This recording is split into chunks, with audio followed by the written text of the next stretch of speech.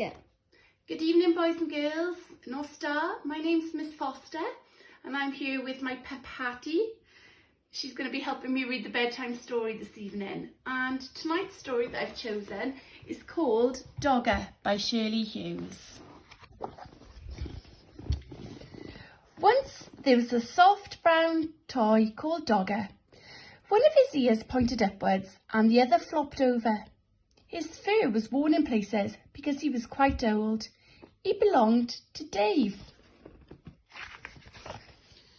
Dave was very fond of Dogger. He took him everywhere. Sometimes he gave him rides in a trolley. Sometimes he pulled him along on a lead made of string like a real dog. When it was cold, he wrapped him up in a bit of blanket. Now and again, Dave's mum said the Dogger was getting much too dirty. She showed Dave how to wash him in a bowl of soapy water. Then they hung him up by his tail on the washing line to dry. Dave's baby brother Joe liked hard toys. He liked putting them in his mouth and biting on them because he was getting teeth. Dave's big sister Bella took 7 teddies to bed with her every night. She had to sleep right up against the wall to stop herself from falling out. But Dave liked only Dogger. One afternoon, Dave and Mum set out to collect Bella from school. Mum took Joe in the pushchair and Dave took Dogger. Next to the school gate where the mums waited was a playing field. Some men with ladders were putting up coloured flags. Mum said that there was going to be a summer fair to get money to buy things for the school. Dave pushed Dogger up against the railings to show him what was going on. Just then the children started to come out to school. An ice cream van came around the corner playing a tune. Bella ran up with her satchel flying. "Mum, can we have an ice cream?" Mum gave her the money for 2 cones. Joe didn't have a whole ice cream to himself because he was too dribbly. On the way home, Dave walked beside the pushchair, giving Joe licks of his ice cream. Joe kicked his feet about and shouted for more in between licks. At tea time, Dave was rather quiet. In the bath, he was even quieter. At bedtime, he said, "I want Dogger," but Dogger was nowhere to be found. Mum looked under the bed. She looked behind the cupboard. She searched in the kitchen. And underneath the stairs, Dave watched anxiously through the banisters.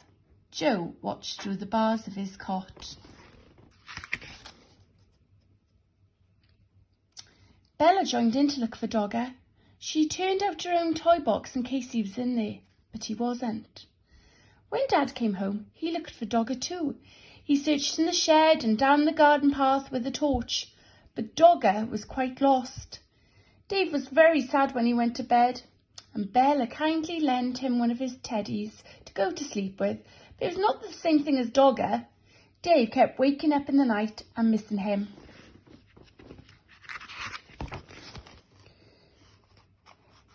The next day was Saturday and they all went to school summer fete. The playing field was full of stalls and sideshows. There was a fancy dress parade.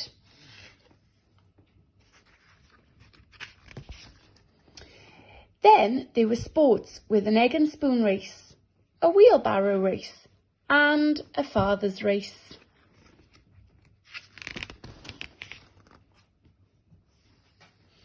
Bella was very good at races. She won the 3-legged race with her friend Barbara. "Wouldn't you like to go in for a race?" they asked Dave. But Dave didn't feel like racing.